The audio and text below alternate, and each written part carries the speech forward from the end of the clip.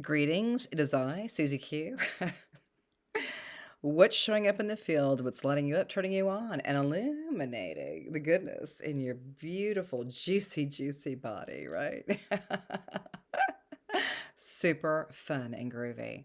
So, it seems like to me that I'm getting more appointments with my QHHT, quantum healing hypnosis technique, and my Akashic records.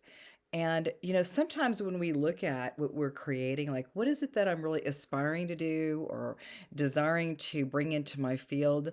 And then maybe there's like you get a flurry of effective action that's coming in for you that's really beautiful and sweet. Then all of a sudden, things kind of stop. It's like a little bit of a pause. So last year with my QHHT quantum healing hypnosis technique is that I was having so many bookings, and super fun. And then like December came and then January came and it was like kind of crickets. But what I'm finding, from my own sense of awareness, right, is that maybe there was a little pause for me to kind of reorient, some of the ways that I look at, creating possibilities. And so what was funny, and I didn't judge it like in December, I still had appointments in December and still in January, but not a big flurry, right? But it's fun when we kind of start noticing what we're noticing and going, I wonder if that little pause, was creating and conspiring something maybe even a more amazing than what I could even imagine. And so this is what's been happening is that I've been getting more phone calls and I'm always asking, how did you find me? And there's all these different fun ways of looking at how people can connect with one another. So it's been really, really fun just acknowledging that which I am seeking is actually seeking me, right? I'm seeking somebody, but that other person is seeking me or another helper. So it's been really, really fun. Yesterday I had two sessions. I had a quantum healing hypnosis technique session. I started kind of later in the day. Usually I do it real early in the morning, but I had a really nice, beautiful session with a young man. Very, very powerful, very positive, and very, I don't know, just it's like it's so fun when I get to meet different people and get different perspectives, because for me, as the practitioner with QHHT is that it's so fun listening to a person's experience. And so, like at the very beginning of the session, we give ourselves about 2 or 3 hours for an interview. And it's not like I'm like, okay, so tell me what you do and blah blah blah. It's not that, but it's like actively listening for with a person and really kind of accessing more insights that they have. And so what and I might infuse a couple things like, well, can you expand or can you elaborate a little bit more on that? Because it sounds really kind of fun and interesting. But that interview time is so powerful. And I know I've probably done different videos with this, but even with Dolores Cannon, the founder of QHHT, I never got to meet her in person, but I think I've met her in kind of a higher realm or some other ways of looking at life, right? She passed in 2014 and she came to me in a dream state back in 2015. But she passed in 2014. So it's really fun how people kind of connect. But that interview part with Dolores Cannon, and I've been listening to all her videos over and over again because she's such an inspiration to me as we can help one another. Even let's just say I'm helping people, but actually by my active listening and kind of learning more about different people, I'm actually kind of getting more excited about life and seeing different perspectives and different ways of looking at life and seeing the different ages that come in or the different types of people from across different places across the country, this country and other countries. It's been really, really fun. But Dolores always says, if you can go deeper, spend more time letting that person say whatever they want to say, right? That's really where the healing begins. Okay. And even for me, as I've been doing these sessions, it feels like to me that that moment that person has that divine kind of awareness that I'd like to have a session and they don't even know where to go to find the practitioner. Of course, you can go on the Quantum Healing Hypnosis Technique site and then you can pull up a list of all of the practitioners. But that's been really fun is as soon as you kind of have that feeling, like if you're like, like wondering like what is QHHT and I think I want to do it, is that I kind of feel like the energy's already beginning to show up for the person before they even come in, before they even set an appointment with me. So it's really, really fun. And again, Dolores Cannon always said, let them talk. Let's just have a real long conversation, go through anything.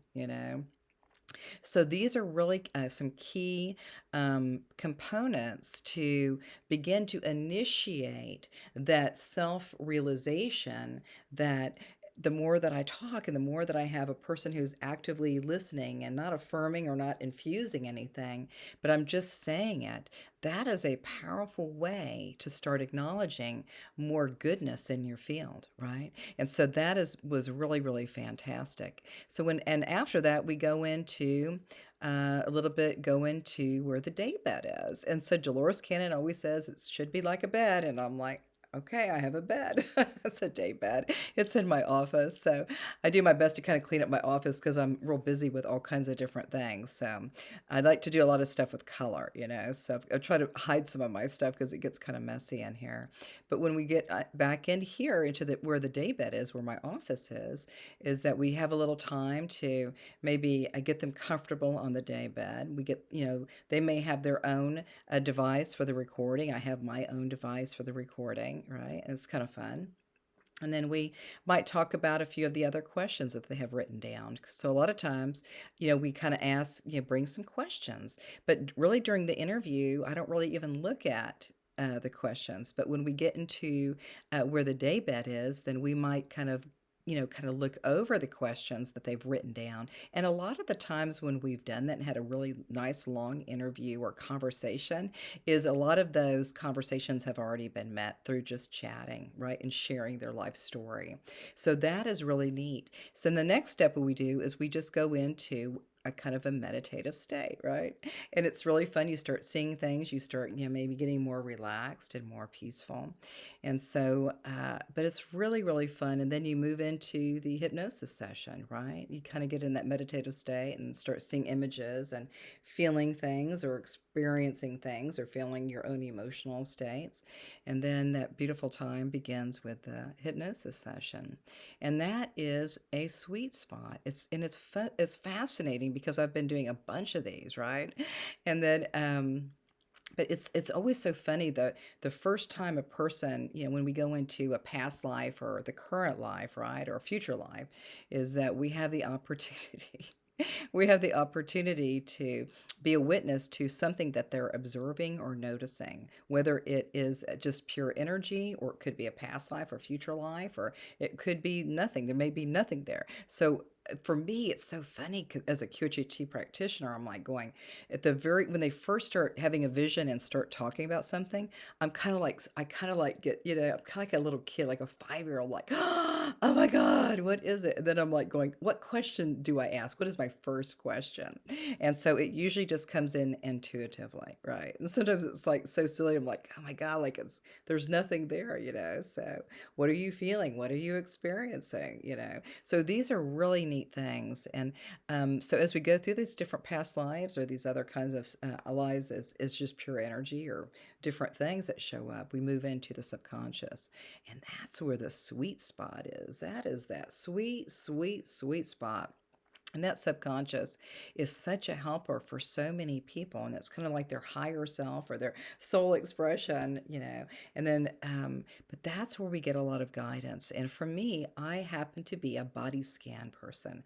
I absolutely love working with body scans. And even years ago, I was able to activate that awareness of, looking at a person, I don't even need to see the front or the back of them. Even if I get a little vision of them, I was able to scan the body and then notice where there were some hot spots, right?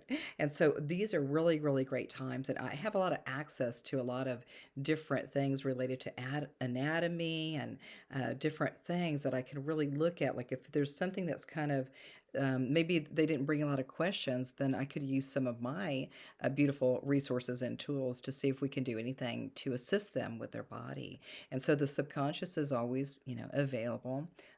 to assist with that beautiful person's divinity. And a lot of times with the body scans, we kind of find that there might be something resting in an area. It could be an organ or some tissue or some bone or something. But then we start really kind of understanding, like, what a lot of that stuff is emotional too. What we find is it's very emotional. So sometimes you've had like a little occurrence or a little event. I can say a number of years ago on my left hamstring, is that I had a tear, a big tear. But it was so funny when we have these big events that were acute, and all of a sudden I was in a a kickboxing class, right? And it kind of like ripped.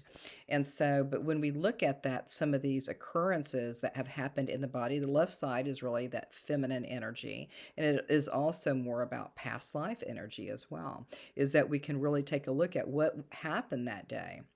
And I won't get into the details, but it was a very emotional day that occurred. And so what's funny is that when you have an event, there usually is, some sort of a emotional state, and that emotional state was really, really known and understood. And what's funny is when a person recovers from any kind of trauma within the body with an injury, it's so funny. We know the moment that we first had that acute experience, right, with my hamstring, but then we never really realize when it actually went away. All of a sudden it's gone.